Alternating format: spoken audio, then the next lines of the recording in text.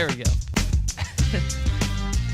Did you guys feel the magic come back as soon as we said action there? Action. I think the magic is back. It's episode 78 of Three Brothers Talking. Let's call it the third season of Three Brothers Talking.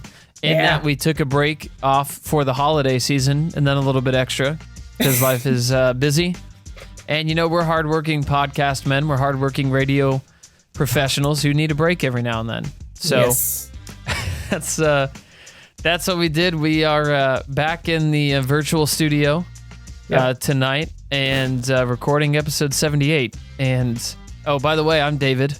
I'm Andrew. I am Jeremy.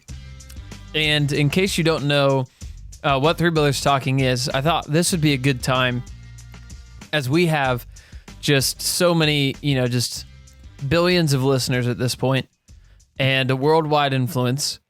I thought this would be a good time to remind people what the podcast is. So, Jeremy, if somebody asked you what your podcast is, what would you tell them? It is Three Brothers Talking about stuff. Put them on the spot. I did put them on the spot. You put me right so on it's that Three Brothers spot. Talking about stuff. Yeah. Three Brothers Talking about stuff. That's a Lots good of stuff. starting definition. You know. Yeah. Andrew, what would you say? I mean, I think we basically use this. I mean, this is an opportunity for us to catch up in a fun format a lot of the time, and then we share what's going on in our lives and kind of just our takes on some things, but pretty fun and informal and good way for us to stay connected, basically. And it's like, you know, we might as well record it because if somebody gets something out of it, then so be it. Yeah, I think the reality is that we're all old men now. Over the course of the podcast, I think when we started, you guys already had kids when we started? Maybe? We started it when we both had one, I think, right? That sounds right. Yeah, now we got two and almost three, and not us, you And- have almost three. Yeah. Yeah, I don't think that's been public knowledge Oh, yet. edit that out, David. Yeah. We'll edit it out. I'll No, make a I mean, mark it's there. I'm public sorry. now, but I didn't think about it. I do. Oh. Yeah, I was like, I do have a third on the way, so yeah. Well, re-editing We can that. we can totally take this out if you want to. No, that's fine. We can. Okay. All right. Yeah, I don't care. Now I have to leave it all There in. we go. Yeah. I think it all needs to stay in now. Either it's all gone It's or none of already, it's gone. it's already out. Yeah, it's already out. Yeah. It's already out. Yeah, Yeah, so it's another out. baby on the way, but I became a dad over the course of the podcast, and so we're all like definitely old men now, and so we catch up and we talk about life, which is what old men do. Mhm. And what'd you say, Jeremy? I grew a beard, so you know. You grew a beard over the course of the podcast, which is of course a milestone, just like having kids.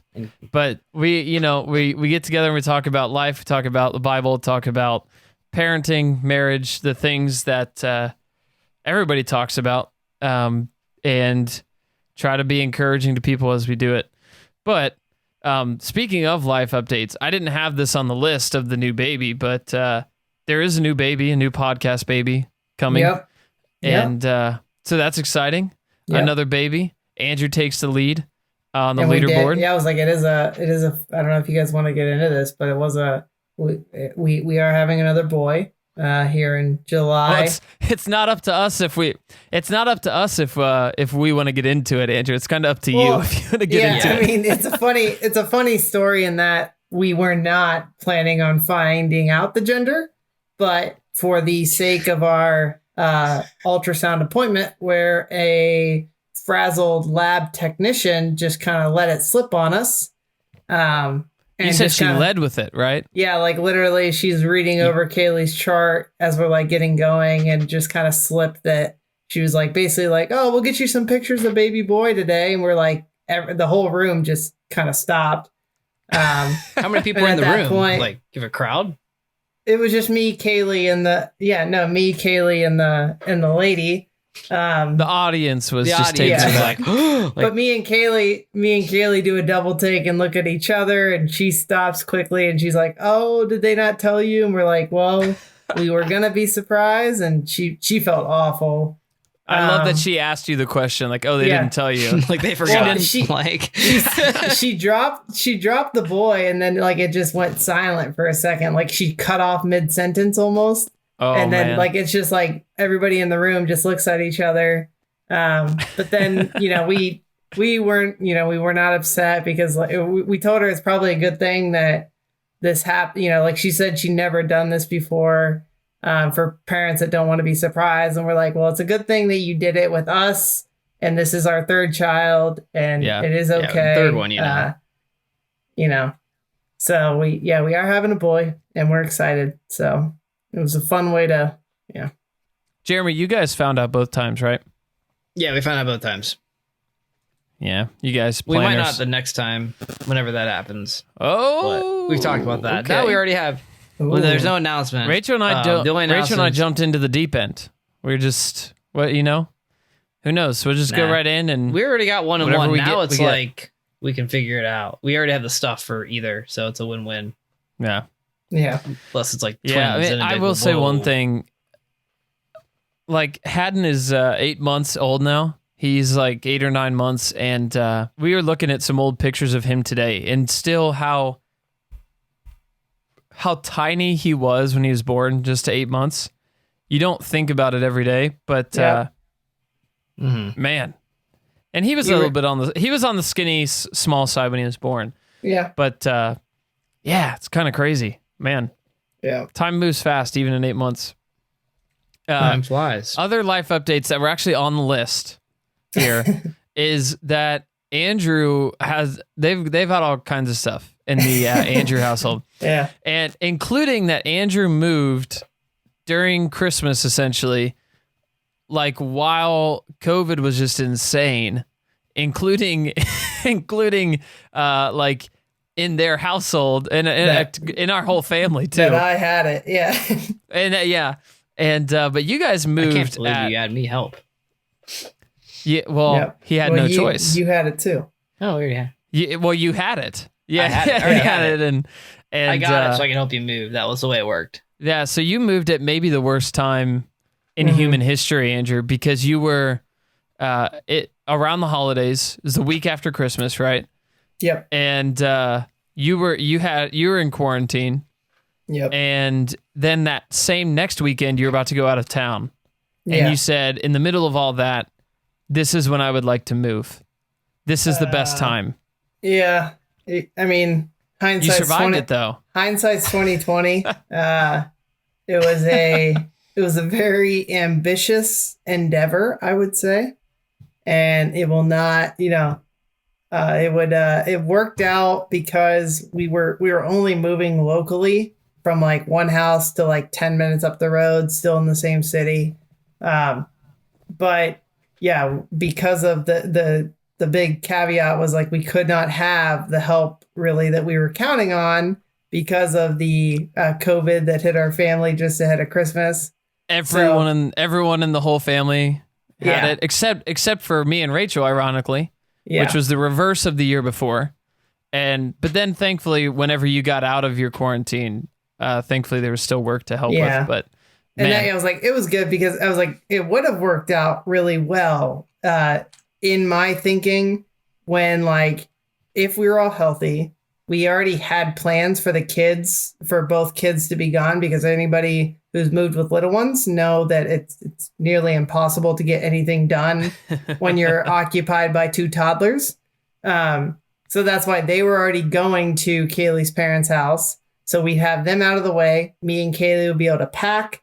She was already off of work for that week because she's in school. So they're already off break. So that's like, in my head, I had all this kind of logistic wise planned out. And then it just kind of all didn't work out, jumbled together.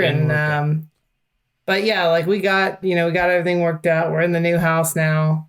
Kaylee says we're never, Kaylee studio. says new studio for me. And Kaylee says we're never moving again. So doubt it.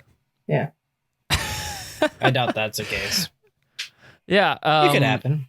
But Jeremy got a new animal, which I think we're seeing on the chat right now. You're currently seeing the chat in the chat. We got another kitten. It's a cat. There you go. What?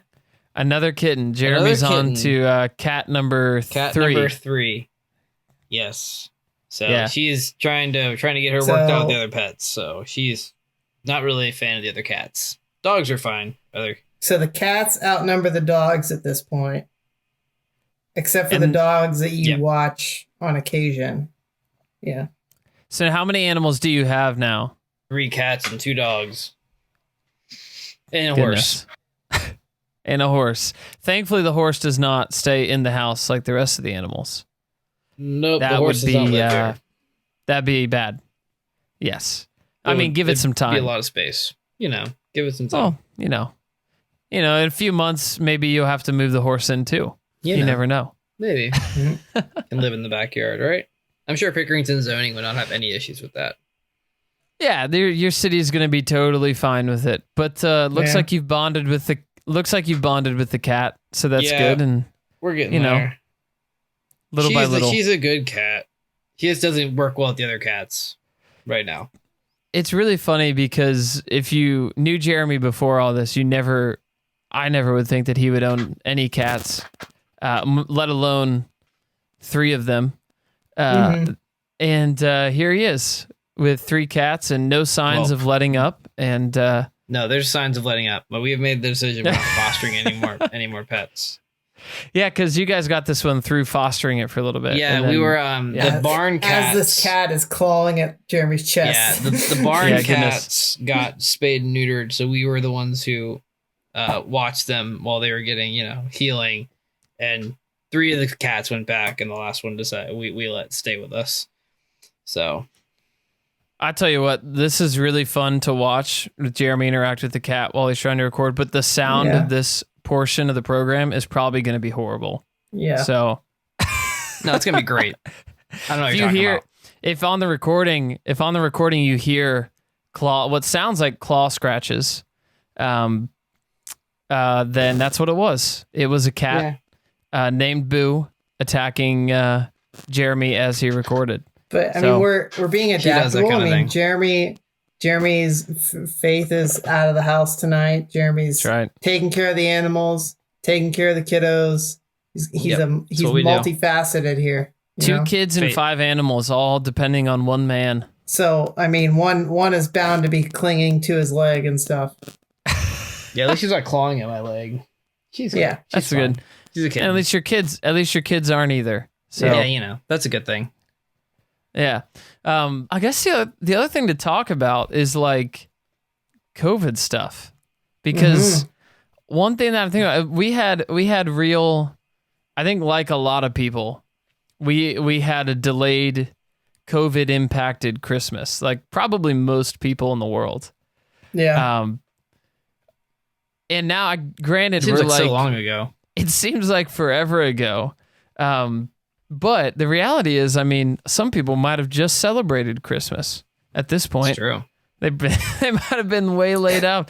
So no, literally before recording this, we opened the presents with Kaylee's siblings on FaceTime.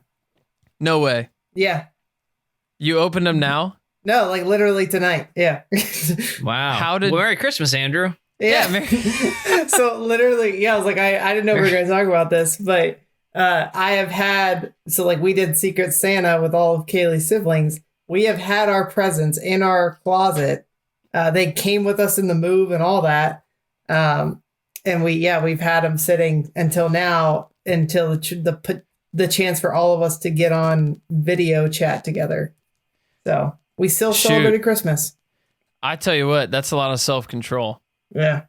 If I had to move like the presents for babies, because that'd be like, that's one thing we'd worry about. Like we bought stuff for I think Haddon or whatever. It's like, oh no, if we don't see him for like a month, that kid grows fast. He might be in trouble. Because I have a long son. He's got big feet. He's got long 6'3". Yeah, he's gonna be a basketball player. I keep on saying his mother was a cross country runner, and I keep on saying he might be David was a baseball star. I was a baseball star. Dave, you just need to. I was like, you just need to get him going on that Olympian trail. I need to get him going on running hurdles. I think if he's got some hurdles in the house, if he's got the length of his like mom's legs and the running prowess, like let's get that guy on some hurdles. You just start now, like when he's starting to crawl and all that. Just put stuff in his way, and then he naturally learns. Yeah, brilliant. That you got to go over. You got to go over objects, and then you just keep making them greater and greater. And that's a valuable life lesson. That life lesson. Yeah. All of life is hurdles, and you have to climb over them. Life is hurdles, just like COVID. No. Hey, what is COVID if not one large hurdle on the track of life? Yeah, that's right. I was trying to get you back to what you were talking about. I don't know what it was like.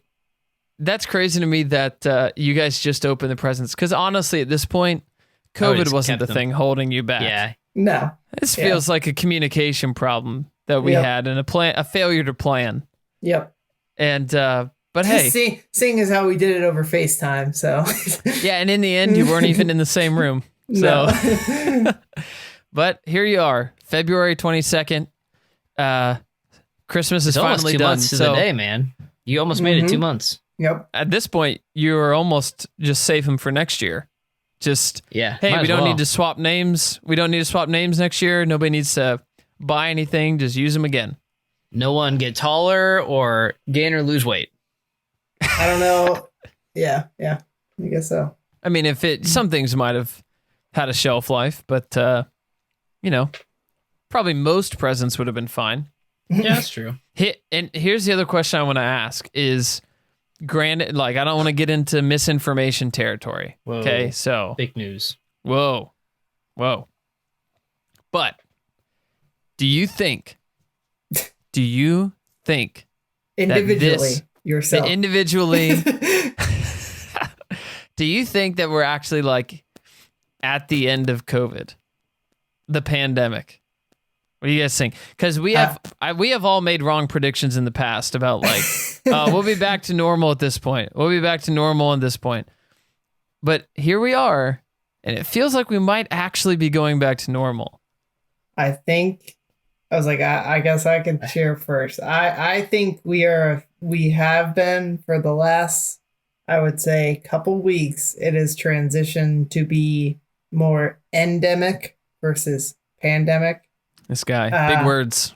And that it was like, I think just you've seen policy wise and what they're tracking as far as, trajectories and all that. Like, so from a public narrative perspective, things are starting to shift. And seems like we're getting, like, I mean, you see, not that like it's gone anywhere or anything, but it's like the fact that, society is largely operating normal, mostly back to normal for most of America at this point. And that's why, like, things in the world, like mandates are starting to drop. I know, like I've seen all across the board for our lives, like different things have dropped over the last couple of weeks. And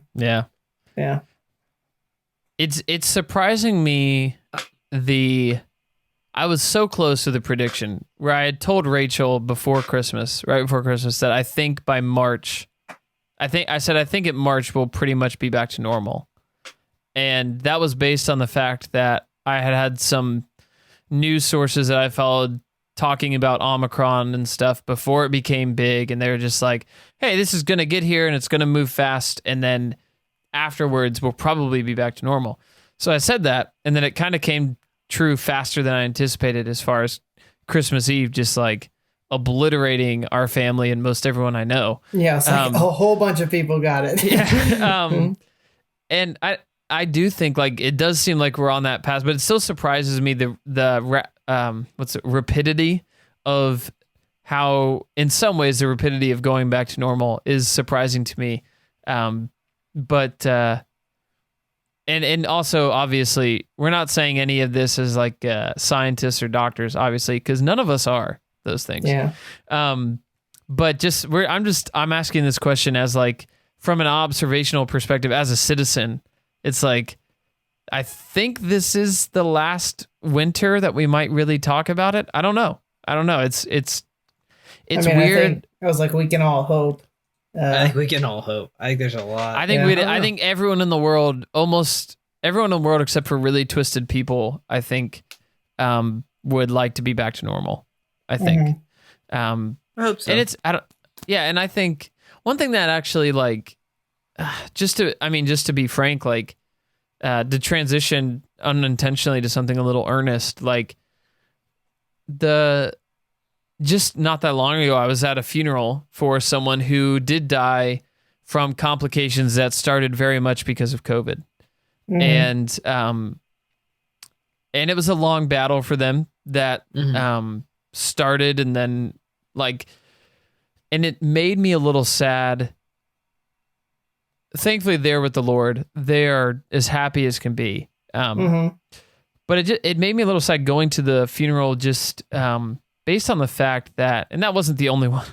Unfortunately, it's not the only one I've attended in the last 2 years with similar stories, but going there and just knowing that so many parts of the funeral, so many parts of like the people gathering to mourn and to also rejoice at the same time, like that would like just be charged with the politicization of well, how are you doing it? Yeah. Are you gonna make people wear masks at this funeral? Are you gonna like just things like that I don't want people to have to deal with those questions when they're dealing with a funeral. You know, I want people to just be able to mourn, and on both sides, it seems like there just is the ability to lose track of the fact that there are still like individuals who have lives that matter that have ended in the last 2 years. And they would probably still be alive if they hadn't caught it. And, you know, we're not God, we're not sovereign, and we can't know all the, you know, there's no such thing as like a if in the world because everything is planned by him. But I guess walking into the funeral, I just was kind of hit with like, man, I wish that these people that are mourning didn't have to mourn in a context that is like distracted by other things. Yeah. Because they lost someone that they love. And that's, I don't know. That just, and there's enough to navigate in that circumstance without the complications of the politizations or the other additional measures you may or may not want to or have to take throughout it. There's enough to mourn and be sad about while also trying to rejoice. And especially if you're there, a believer, trying to just rejoice in the good news of them being with their Savior.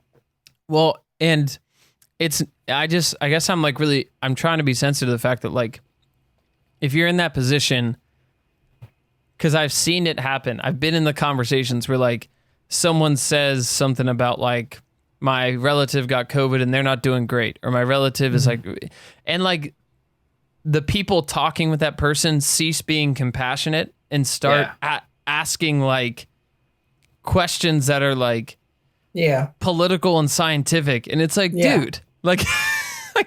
It's not the time to ask them. Can we say someone's sick? Yeah, like it's not the time to ask them about what they think about like, lockdowns. What was their stance on this? It's like, because it doesn't matter. Like, and I've seen some people that were very vocally against masks or lockdowns or whatever, and they got it, and it was really serious for them. And I've seen people that are on the opposite end of the spectrum seemingly kind of gloat over the fact that not even just fellow human beings, but fellow Christians, like sort of got what was coming to them by not taking it seriously. And I've seen it in the other way where it's easy to, maybe if you're a person that doesn't take it serious, that's a loaded way to say it. But like, if you're somebody that isn't afraid of it, whatever, you're not a lockdown person. And then your very pro lockdown friend gets it, even though they're triple vaxxed and being careful. It's easy then to like sort of gloat, like, see, you tried and you still got it. Gotcha. Yeah. It's like, what are we doing, guys? Yeah. Like, what are we doing? I was like, this is the problem with the tribalization of public policy. Yeah. Like, everything today is tribalized, and everything today, especially, like I think we've hit on before, but like when you talk about from a social media perspective, when you get into these, like when you get into how addicting social media is, and we put ourselves in echo chambers that we only hear the perspective that we agree with and that we are continuing to engage with, then it just becomes, we become further and further entranced. And as we said, like none of us thought that this pandemic was going to last. Like none of us thought that we'd be 2 years plus into this thing. We were wrong. But that entire timeline has only created people that have become further and further entrenched. Yeah. In their tribalization, from their perspective on this thing, instead of, seeing this thing for individual peoples that are dealing with things in different ways. It's been really sad to see that aspect for sure. And I hope that, we don't see, hopefully this is going away, hopefully. Yeah. And like the severity is getting less and less as it continues to kind of transmit through people and all that. And hopefully this type of thing doesn't, there's nothing that presents itself again in this way in the near future. Well, let me like one thing I was thinking of is how life should normally moderate us a little bit. And I know, Jeremy, you're going to take us somewhere. So like, give me a second here. But this just came into my brain. Life should normally moderate us, but not in a sense that like we go through hard times and suffering. And so we just kind of meld to the political middle, where we no longer have convictions and we no longer, like the goal is not to be more mature, is not necessarily to be more middle of the road in terms of being between Democrats and Republicans equally. But to be mature should build, like you should be more moderate in terms of like you should be a whole lot mentally, spiritually stronger, but you should also be more moderate in how you use that strength and flex that strength. And, like you should be stronger. Sort of, I mean, we talk about meekness sometimes in the church about being strength, but strength like guarded and guided by wisdom. And that's what I wish that the last 2 years did build in the church, was that like we did get clearer about convictions. So we were stronger in those convictions, but we are also really even more wise about doing them. Because that's the antidote to the tribalism is to get rid of our idols and to get rid of our self-centeredness and to know really and truthfully what the Bible says and be beholden to that only. So I don't know. That's just what I was thinking about. Jeremy, where were you going to take us there? Well, so one of the things that came to my mind where we were going on this, and to kind of transition a little bit, I was listening to another podcast that we listened to. It's called the Sounds of Sanity podcast. Pretty good. And yeah, it's a good one for more horror media. Not a sponsor yet. Not a sponsor. Maybe a partner one day. That'd be fun. That'd be great. No, I would love that cast. But no, they were talking about how, like, I guess we were talking about we focus on different things, and they had an episode on what are you focusing on, and they were discussing out of Philippians 4. 4:8. Finally, brothers, whatever is true, whatever is honorable, whatever is just, whatever is pure, whatever is lovely, whatever is commendable, if there's anything excellence or if there's any excellence, if there's anything worthy of praise, think about these things. What you've learned and received and heard and seen in me, practice these things, and the peace of God will be with you. I guess one of the things, especially with me, I guess I've been thinking more and more how I don't do this. And how, especially when our echo chambers, we don't do this very well. Like you were saying at a funeral, are we focusing on, first off, the individual and the family who need our love and compassion? And then are we focusing on the praiseworthy part, saying, well, they're with the Lord, and that is a just, honorable, true thing to be a part of, over the politicization of everything else. Like, what are we focusing on the day-to-day? So I don't know. I was kind of thinking about that while we were discussing it in my head. I was like, and that's a challenge that we all have to live with, because we are inundated with the politicization of. By the way, none of us can say that word, apparently. Yeah. It's hard. Politicization. I mean, it's all you're going to see over these last 2+ years now. Yeah. And that's what's tough. But it's a long running track. It's been at least it's 10 been going to 12 that way years for a long time. making. I guess as a believer, and I know I've not been good at this, and my wife has thankfully showed me that lovingly, and hopefully I see that better going forward. But how, like, am I focusing on something like things that the president may or may not do? Am I trying to look on the good things, or am I only trying to find the nitpicky? Or is this just depressing?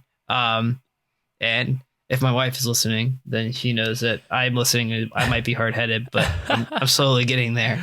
I guess, what are we trying to focus on a day-to-day basis? That was Christians nice that you said you might be hard-headed. Oh, I am. I'll just say there you go. I am hard-headed and stubborn, but hopefully the Lord is changing me quicker, sanctifying me. Yeah, I agree. I mean, I'm with you on that. Not just about you. I'm talking about for me. David called me hard-headed on the podcast. Although I do hope he's doing it for you too. But that's one of the things. It's easy to feel like, oh, I'm just trying to be informed, and I'm just trying to be up to date, and Christian, and the right response of, or trying to inform someone else. Exactly. Like, I need to pay attention because one of the problems is that Christians haven't paid attention to culture and politics, and that's how we got here. And in some ways, that is a totally true statement. But that could also be a very, I think that could be a self-deceived way of like, and self-deceiving. like being it's a self-deceiving way of the issue. You're really just, and you're really just obsessed with it. Honestly, you're really just obsessed with it, and you're kind of dug into outrage culture, and like the thing that humans don't like to admit is that we kind of like getting that outrage hit. Being mad about things, and so we should. That's what keeps us coming back a lot of times. Exactly. Well, and that's what the algorithm. We need to be aware of that. If you read anything on like how things are made now, they keep giving you what you ultimately want. That's the way all of our systems are made. So if that's all you're looking for, and that's all you're trying to interact with, that's what you're going to keep getting, which then puts you further and further down the rabbit hole. Whereas if you're trying to remind yourself about commendable, pure things from the word and from truth with actual believers, you probably just close the app if you're trying to do it. And I also think, like, what are the two ways that they really can get their hooks in you? If we're honest, sex and anger. That's how they can reel you in. They can get you to keep looking at the screen and to stay glued to the app with pornography and with things that make you mad and interact out of your anger. That is a stronger motivator. Both of those things are stronger motivators for humans, especially dudes, than I think probably most other things. Like, you need to be aware of that. I think we also need to be aware of our own tendencies of how we are presupposed using. So some of us more than others. Yes. Yeah, absolutely. And it's easy to like, going back to what I was saying earlier, like it's easy to have a mental diet and intake of news and things that feel like you're being informed and taught or something, but really, if you really step back and look at it, it's a negative influence that is not leading you to Christ. It's at least making you slightly irritated, and it's eating you up. Like, how much media do we consume that sort of, maybe this is just me, maybe this is just a David problem, and it might be, because I like to be up to date. I like to figure out problems. I like to analyze problems in culture or whatever.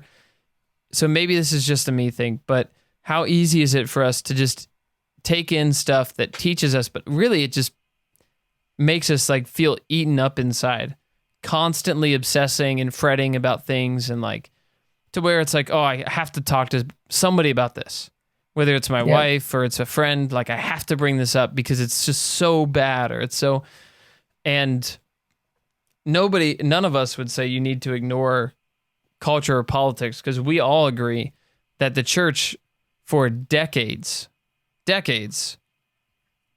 maybe centuries, or at least half a century, I would say, has stepped away from a beneficial and meaningful interaction in politics from the Bible. So we need that. And the church needs to go to the Jeremy and I talked about that book, Heaven Misplaced, and I don't know how many times over the course of the book club that exact topic came up of like, no, the church should assume the authority to speak about things. Well, through the Bible, the church knows the truth. Exactly. So we do need to do that, but you can do that without being obliterated by the black hole of outrage and all that horrible stuff for your soul. Yeah. There we go. That's what we totally planned on talking about tonight. We totally planned on that.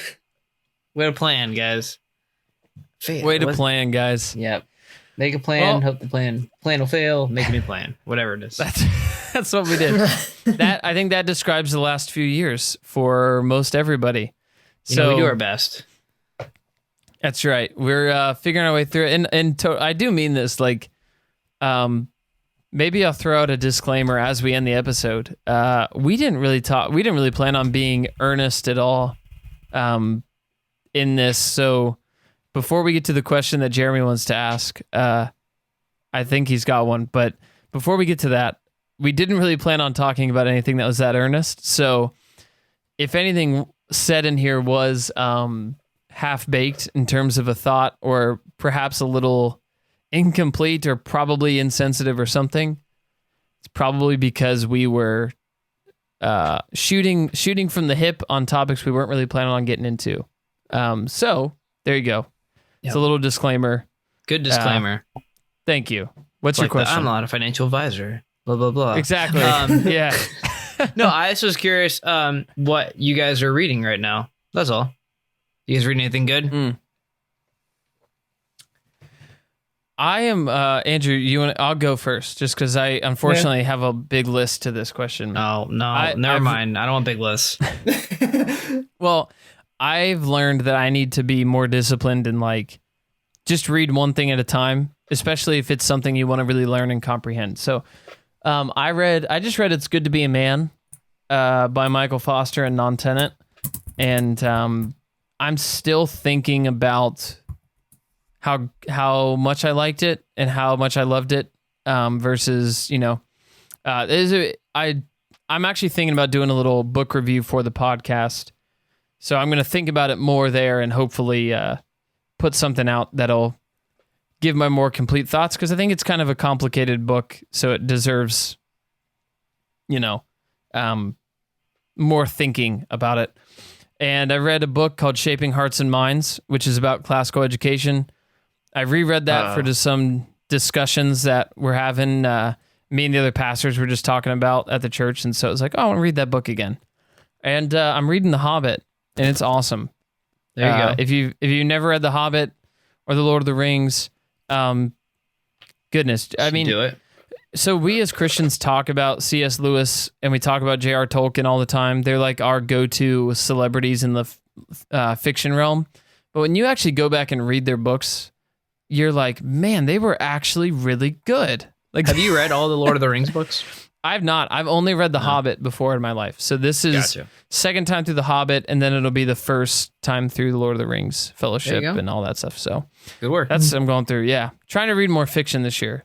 Not off to a great start, but here we are. Well, it's only in February, so you're still fine. That's right. I'll blame it on COVID. I'm finishing up, so about 3/4 through of Man of the House by C.R. Wiley. No. Friend of the pod. So yeah. He's a know-it. And then, other than that, I've been rereading, so just Bible-wise, been rereading through Galatians. Okay. That's where I've been sitting currently. But cool. Nothing, not some crazy study or anything, but rereading there. Yeah. Cool. I'm in the Old Testament right now. I'm in Leviticus. Nice. I'm in the heart of Leviticus. Are you doing a chronological plan or something? I am not this year. I'm just going through the Old Testament this year. Gotcha. I just finished Notes from the Tilt-A-Whirl. I'm currently reading I don't remember the title of it, but it's like Power and Folly. It's a preaching book. It's pretty good. I know the foreword is written by Brian Chappell, who's written another book about preaching, pointing to Christ or something like that, which is on my bookshelf, which is next. The next one on my list is going through a book with a few guys, and I really want to read the Planet Narnia, actually, but I've tried to start it and just kind of not. So the Chronicles of Narnia, I reread all of them last year, or the first half of them. I started them through in order, but those books, I know C.S. Lewis has always said, like, if a book is only for children, then it's not a good book. And it's very true. Like, you obviously glean more out of it when you're an adult, but it's still a great story. But so I read those last year, and I'll probably reread those again, especially with Micah getting older. I'll probably start trying to read them with him. I would say if you're a believer, I think anybody should read it because I think it's just good stories. But if you're a believer, like, you really should read Narnia. And I think that it gets, in a lot of ways, it gets better as it goes on. I think it ages well. I kind of think, just me personally, like, I actually like kind of the second half of it, maybe more than like The Lion, Witch, and the Wardrobe, honestly. But I would say, and maybe you're not a big reader, like, totally get the audiobooks. There's got to be audiobooks somewhere, and listen to them. Yeah. Because I loved The Last Battle. I thought The Last Battle was fantastic. We could do an audiobook. We could all do an audiobook. There you go. I think you have to, like, buy a lot of rights to do that. I don't do that. So never mind. Yeah, I don't think we can afford that. We can't just read a book out loud. That's just not the way that works. Yeah, I mean, we could maybe, but I don't think it'd last long. But what, Jeremy, which one's your favorite book? Really fast. Oh man, I gotta think about them all. Honestly, I said really fast. The Horse and His Boy was definitely Horse and His Boy. I really enjoyed, just because it's a little bit different. I like The Voyage of the Dawn Treader a lot. Really? And okay. Yeah, just because, like, I guess everything going on, it's not really centered on everything else. This is kind of different. Mm-hmm. And that's why I wanted to read Planet Narnia, because the way it kind of supposed to tie everything together differently. So interesting. Then I want to read The Discarded Image, because I've heard that also helps a lot of how he wrote and stuff. It's like a thesis on how literature was written in medieval times and how those are kind of based. Huh. Okay. Yeah, I would have to say The Horse and His Boy, or I like Prince Caspian a lot too. Caspian, it's just so different. It's a lot more, well, like from the first book to the second book, and all the books are kind of disjointed, but somewhat connected, which is interesting. Yeah. Anyway, which is why I want to read the other books. Anyway, I was just curious. I'm not surprised that The Horse and His Boy is up on the list for both of us. I think that my wife said that's probably her favorite too. It kind of felt more like a Lord of the Rings, more of an epic quest than the other ones did. Yeah, like the other ones had a more obvious allegory in it. This one just like was a little more just a fun story. I wanted to name Haddon for a little bit after Shasta. Well, not Shasta, but after another character from the book, and that was a no-go. But which one? I like the name Corin, which is Shasta. Faith likes Cora or Corin. Yeah, so that's Shasta's. I think that's Shasta's brother's name, or maybe that's Shasta's real name. Maybe if we get another cat, I'll name it Shasta. But I want to. What the real bummer? We can maybe close with this, but the real bummer is that the last king of Narnia, the last true king of Narnia, is named Tyrion. That's a king in the last battle, and part of me would really like to have named my son Tyrion, except Game of Thrones happens.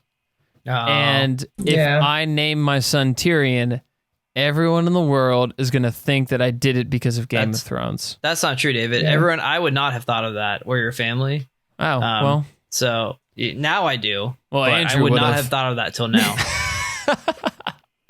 I mean, yeah, it was like quite a lot of people would have went there. Yeah. So yeah, it was a bummer, because that's just, and the name's honestly not even that great, but just like the fact that it was the last king of Narnia was cool. Well, so. I'm glad you went with Haddon, but now we can't use it. So, Yep, we took it. We claimed stole that it. One.